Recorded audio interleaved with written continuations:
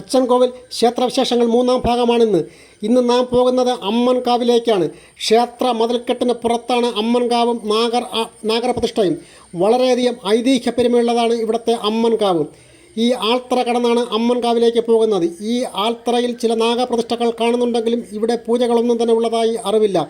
ഈ പടവുകൾ കടന്ന് മേൽപോട്ട് ചെന്നാൽ കാവിൻ്റെ മുൻപിൽ കിഴക്ക് ഭാഗത്താണ് നാഗരുടെ ആസ്ഥാനം. നാഗരാജാവും നാഗയക്ഷിയും കാവിനഭിമുഖമായി ദർശനമായി തന്നെ ഇരിപ്പുണ്ട്. സർപ്പഭയവും സർപ്പദോഷവും അകലാൻ ഭക്തർ ഇവിടെ പ്രാർത്ഥിക്കുന്നു.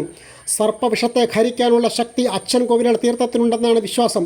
ഇവിടുത്തെ തീർത്ഥജല സേവയാൽ വിഷശമനമുണ്ടായിട്ടുള്ളതായ കാര്യവും ഇവിടെ നിന്നും കേട്ടറിയാൻ കഴിഞ്ഞു. നാഗരപ്രതിഷ്ഠ കഴിഞ്ഞ് മേൽപോട്ട് കയറിയാൽ അമ്മൻകാവിലെത്താം. ഇവിടെയാണ് ദേവിമാരുടെ ആസ്ഥാനം. ഇവിടെ ഇപ്പോൾ വനദുർഗമാർ എന്ന സങ്കല്പത്തിൽ ശ്രീഭദ്ര, ബാലഭദ്ര എന്നീ ദേവിമാരെ വനദുർഗമാർ എന്ന സങ്കല്പത്തിൽ പൂജിച്ചാരാധിക്കുന്നു. സന്താന ഭാഗ്യം ഇല്ലാത്തവർക്കും കുട്ടികളിലെ രോഗപീഠകളും ഭയവും ഒക്കെ അകലാനും ഇവിടുത്തെ പ്രാർത്ഥന ഉത്തമമാണ്.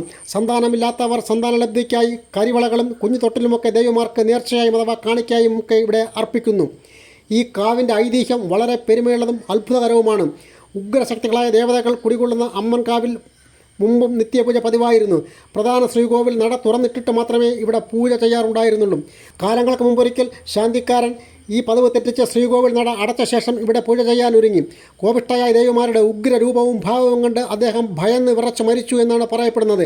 അതിനെ തുടർന്ന് ഇവിടെ ഉണ്ടായിരുന്ന അമ്പലം പൊളിച്ചു മാറ്റുകയും പ്രതിഷ്ഠകൾ മണ്ണിനടിയിൽ വിധിപ്രകാരം തന്നെ സ്ഥാപിക്കുകയും ഒരു മണ്ഡപം കെട്ടി മൂർത്തികളുടെ ശക്തി കുറച്ച് 2 കണ്ണാടി പ്രതിഷ്ഠകളാക്കി പൂജിച്ചു പോരുകയുമാണ്.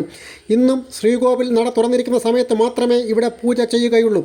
അതോടൊപ്പം തന്നെ അപമൃത്യുവിനിരയായ ശാന്തിയുടെ ആത്മാവ് ഗതിയില്ലാതെ ഇവിടെ ചുറ്റിത്തിരിയുന്നതായി കണ്ടെത്തുകയും ആ പ്രേതത്തെ ആവാഹിച്ച് കിഴക്ക് ഭാഗത്തെ മഹാവിഷ്ണുവിൻ്റെ വിഗ്രഹത്തിൽ ലയിപ്പിക്കുകയും ആദ്യം വടക്കോട്ടും പിന്നീട് പടിഞ്ഞാറ്, അതായത് അമ്മൻകാവിന് അഭിമുഖമായി പ്രതിഷ്ഠിച്ച് പൂജ ചെയ്തു വരുന്നു. എല്ലാ വർഷവും മീനമാസത്തിലെ അവസാനത്തെ വെള്ളിയാഴ്ചയാണ് ഇവിടുത്തെ പ്രസിദ്ധമായ അമ്മൻകാവിലെ ദേവിമാർക്കുള്ള പൊങ്കാല വഴിപാട്. ഇങ്ങനെ എത്ര പറഞ്ഞാലും തീരാത്ത വിശേഷങ്ങളാണ് അച്ചൻകോവിലിൻ്റേത്. മണ്ഡല മകരവിളക്ക് കൂടാതെ ഓണം, തൈപ്പൊങ്കൽ, മാട്ടുപ്പൊങ്കൽ, മകരപ്പൊങ്കൽ, വിഷു, രേവതി പുഷ്പാഭിഷേകം തുടങ്ങി നിരവധി ഉത്സവങ്ങളും വിശേഷങ്ങളും അച്ചൻകോവിലുമായി ബന്ധപ്പെട്ടിരിക്കുന്നു. തിരുവാഭരണ എഴുന്നള്ളത്ത്, അന്നക്കൊടി എഴുന്നള്ളത്ത്, രഥോത്സവം അഥവാ തേരുവലി എന്നിവയെല്ലാം വലിയ വിശേഷങ്ങളാണ്. മാത്രമല്ല ഭഗവാന്റെ തങ്കച്ചുരി എന്നറിയപ്പെടുന്ന വാൾ, കാന്തമല വാൾ ഉത്സവ ദിവസങ്ങളിൽ മാത്രമേ ഭക്തർക്ക് ദർശിക്കാനും കഴിയൂ എന്നതും വളരെ അപൂർവമായ പ്രത്യേകതയാണ്.